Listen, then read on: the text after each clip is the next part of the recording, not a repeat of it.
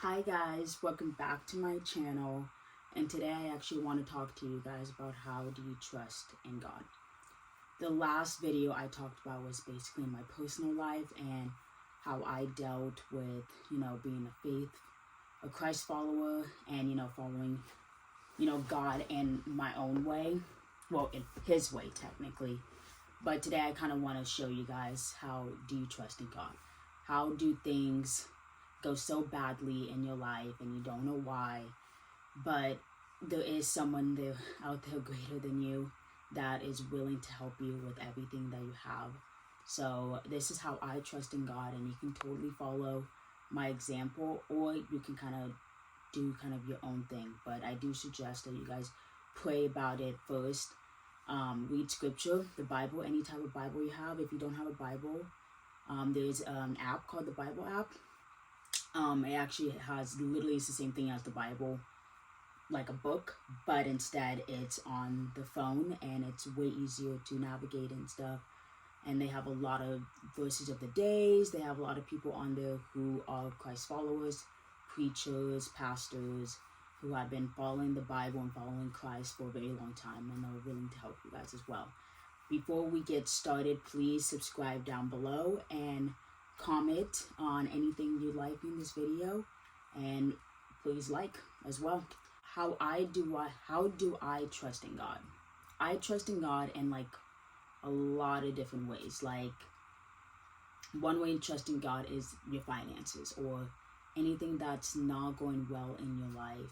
Just pray about it. I personally pray about it, and you know what? It's really hard to trust in Him. I totally get it. Like, we're all humans. But there's a part of me that like tells me, it's like, you know what? God's got it. God's got it. He has a plan for you. You have a purpose on this earth, whether you don't know what it is yet. He has something going on that, in his mind at least, he has something going on in your life. You're not alone. And honestly, sometimes it takes me a while to figure out, okay, like, Lord, I'm trusting you. The timing is going to be perfect, but this waiting season is not easy at all, and I totally understand for those who like, oh my gosh, like, I don't know what to do. So these are the key things that I have for those who don't know how to trust in the Lord. The one thing I do to trust in the Lord is open with the thanks. Thank the Lord for everything that He has done for you. Thank the Lord for things in the future. Thank the Lord for things from the past. Thank the Lord for things in the present. It's so hard to thank Him in the midst of, the waiting season and stuff. But the one thing you definitely want to do is thank the Lord, because whatever He's going to put you in, whatever situation He's going to get you out of, is going to be like, thank you. Like, literally, like, you're like, thank you so much, Jesus, like, for getting me out of this situation. Thank you so much, Lord, for giving me the money so I can buy Christmas presents, or I can buy gifts for people, or be able to take my car to my work and stuff. Trust me, I'm struggling with my car right now. I literally have to like ask for rides, and I totally understand for those who like nothing's happening and you're just like in the dumps. But you're not in the dumps, because God is literally working on your life right now. Well, your life has already been planned for you, but He's trying to tell you, like, yo, it's okay. Like, this is good. It's good that you're in this position, because the only way that you're going to be thankful is that I had to put you in a storm first. And another thing is to remember God's faithfulness. God is so faithful towards us. He will never leave us astray, ever. He will never just leave us for no reason. He literally loves us so much that He's willing to put us in situations that actually will help us and discipline us and make us a better version of Him. Or not a better version of Him, a better version of us through Him. Faith is a big one. Definitely believe, like, have so much faith in Him. And another thing is unburden your heart. Ask God for help. Don't have a hardened heart. Don't be like, nothing's going well, like God's not helping me at all, or like, you know what, like, what is He even doing? Like, He's probably not doing anything. Like, it's okay to not know what's happening. It's okay to be in the unknown. Like, it's a normal thing to be in that area. But the one thing, if you are in that area, or you're struggling with worries or anxious or anger, sadness, loneliness, literally everything you have, all the answers you have is in the Bible. And honestly, all the answers can be answered through prayer as well. Let God know. Tell him how you're feeling. He wants us to be honest with us. He wants us to be truthful with him. And honestly, it's better to talk to someone, because one thing is that God will never judge us. He will never judge us in a bad way. He understands, like, what we go through as humans, what we're incapable of, what we're capable of. Like, he understands us. So the one thing that will help you is to ask for help. Ask God for help. He's literally there to help you. Surrender to God's answers. Let your life go. Let your old life go, and let God create you a new life. Let the life that you wanted, let it go. That's the one thing. People love to be in control. People love to just like do things their own way, and it's not healthy. It's not. I let go of my life, and I was like, God, I'm gonna give it to you. You tell me what's gonna happen. You lead me to that position. You put thoughts in my head and tell me, what am I supposed to be doing? Should I do this? You know what? It can be scary at times, and it can be really like nerve-wracking at times. But you know what? Once you get through it and you actually get to the other end, you're gonna be so satisfied. You're gonna be like, wow, like, I would not have gone to this position if it wasn't for God helping me get there. The key is to trusting him. That is the key. I know, trusting, super difficult. Like, how do I trust in God if I can't even trust in my own boyfriend? Or like, how do I trust in God if I can't even trust in my own parents? Or like the man down the street? I don't know. Either way, or a stranger. God created you. And you have a purpose down on this earth. And he has a life for you.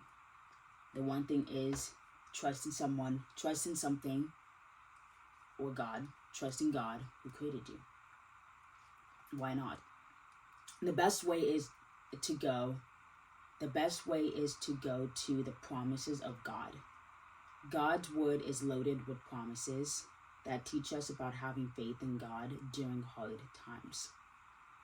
4 reasons to trust God. He knows better than we do. That is true. All things are possible with God. He is worth of our trust, and he knows what he is doing. He really does. A good analogy of this is that you're praying about something. Let's say you're praying for a future husband. You're praying for your future husband. You're asking him all this stuff, telling him all these desires that you want in him, whatever. And you're like, Lord, here it is. Here you go. Please take the boat. Take the steering wheel. I don't care. The one thing that you don't see is your future husband and what he's praying. You don't see your future husband and what they're doing. You don't see what they're struggling with or what successful things they're up to. You don't. Only God sees it. God literally sees both sides. It's like a wall. One side is you, one side is him. And if he sees he's partying and all this stuff, you're not going to meet him until he is ready. Or if you're still struggling with some stuff and you're like, God, please send me a future husband, whatever, but you're still struggling with some stuff, he's not going to send you a future husband until you fix those issues. I know I did. I had to. I don't know who my future husband is yet. I have a sense of who it is, but I don't know who, I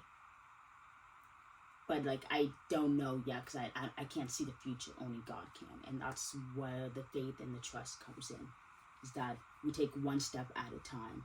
Once he talks to you, once you guys see each other at church or wherever you guys are, once you guys, notice each other, whatever, don't just quickly rush into it. Just wait, because love is patient. And love will never rush, ever. Lust rushes, and that's from the devil. Lust is from the devil. Love is patient, and that's from God. And he wants us to take our time. When the time is right, it's going to go by fast. That's what I've heard. Apparently, a lot of people who are Christians, who are dating people, say, once you get there, it's going to go by fast. because there's no need to wait at that point, because you guys are doing great in both of you guys' lives. You met each other, and now the relationship is going good. Why wait? But before you meet that person, before that person gets to you, you have to trust in the Lord and just wait, because the timing is spot on. I do want to say a verse of the day. Hopefully this helps you guys and your struggles. I know this video is a lot shorter than the last videos I've had, but I really don't need to say much. I just need to say that you just need to trust in the Lord with all your heart, with all your mind, with all your soul, and all your strength. Just trust in Him. He has everything you have to offer. He literally just hand your life over to Him. It's going to be so much better for you, and it's going to help you so much more in the future than you could ever expect. And when it does happen, once you get to that end of that brick road, you're going to be so happy. You're going to be like literally on your knees down saying, thank you, Lord. Like, thank you so much for everything you have done. I could not have done this without you. Truly, I could not have done this without you. I just want you guys to kind of, get that out and let people know, like, God has been so faithful to me. He truly has been so faithful to me, to the point that, like, I'm going to burst out into tears. But I just want to say a verse of the day. The verse of the day is going to be from Ephesians, just like the last one. I'll just pick a random one. Okay, this is from Ephesians 3:20.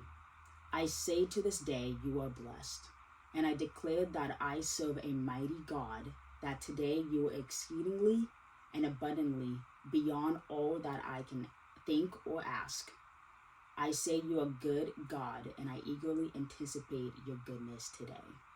That is from Ephesians 3:20. If you didn't hear what I said, or sorry, like, my English is not the best, but it is from Ephesians 3:20. All of the stuff on verses of the day I am going to put down on Ephesians. All from Ephesians. Ephesians is a great book of the Bible. I suggest you guys go read it. It tells a lot about life and how to trust God, and even talks about men too. What type of man you need. A godly man, obviously.